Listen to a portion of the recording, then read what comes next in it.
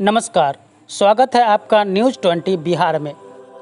छात्रों के मन में परीक्षा को लेकर कई तरह के सवाल उठ रहे थे, जिसे सुप्रीम कोर्ट ने अब साफ कर दिया है। प्रथम एवं दूसरे वर्ष के छात्रों के लिए परीक्षा आयोजित करने के लिए विश्वविद्यालय मुक्त है। सुप्रीम कोर्ट ने गुरुवार को कहा कि विश्वविद्यालय स्नातक या स्नातकोत्तर पाठ्यक्रमों में प्रथम और द्वितीय वर्ष के छात्रों को बढ़ावा देने के लिए सेमेस्टर या टर्मिनल परीक्षाओं के लिए परीक्षा आयोजित करने के लिए स्वतंत्र थे। जस्टिस अशोक भूषण, आर सुभाष रेड्डी और एम.आर. शाह की पीठ ने कहा, विश्वविद्यालय अनुदान आयोग यूजीसी ने प्रथम और द्वितीय वर्ष के छात्रों के लिए परीक्षा आयोजित करने के लिए विश्वविद्यालय के विवेक पर छोड़ दिया है। यदि वे परीक्षा आयोजित करना चाहते हैं तो हम उन्हें रोक नहीं सकते। यह न्यायिक समीक्षा का आधार नहीं है। अदालत एक छात्र आयुष येसुदास द्वारा दायर जनहित याचिका पर सुनवाई कर रही थी, जिसमें दावा किया गया था कि 27 अप्रैल 2020 के यूजीसी दिशा निर्देशों के अनुसार स्नातक एवं स्नातकोत्तर पाठ्यक्रमों के प्रथम और द्वितीय वर्ष के छात्रों को आंतरिक मूल्यांकन के आधार पर विशुद्ध रूप से मूल्यांकन करना होगा, न कि इम्तिहान देना होगा। देश भर में कोविड-19 मामलों की बढ़ती संख्या को देखते हुए यह निर्णय लिया गया।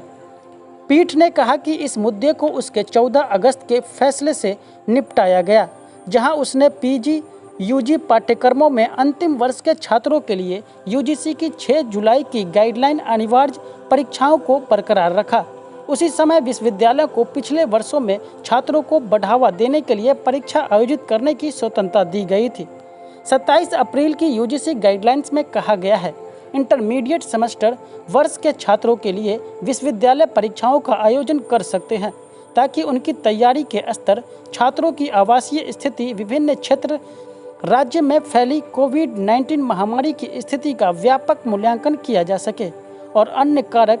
यदि कोविड-19 के मद्देनज़र स्थिति सामान्य प्रतीत नहीं होती है तो छात्रों की सामाजिक गड़बड़ी, सुरक्षा और स्वास्थ्य बनाए रखने के लिए पैटर्न के आधार पर छात्रों की ग्रेडिंग 50% अंकों के साथ हो सकती है।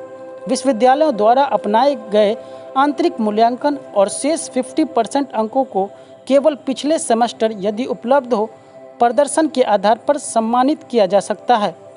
याचिकाकर्ता ने यह उल्लेख किया कि कोविड-19 की स्थिति अभी भी सामान्य नहीं है। इन परिस्थितियों में परीक्षा आयोजित करने से यूजीसी दिशा निर्देशों का उल्लंघन होगा। पीठ ने याचिका को यह कहते हुए खारिज कर दिया कि इस न्यायालय से प्रत्येक कॉलेज की परीक्षा की निगरानी शुरू करने की उम्मीद नहीं की जा सकती। परीक्षा को रोकने यूजीसी दिशा निर्देशों का उल्लंघन नहीं करता है।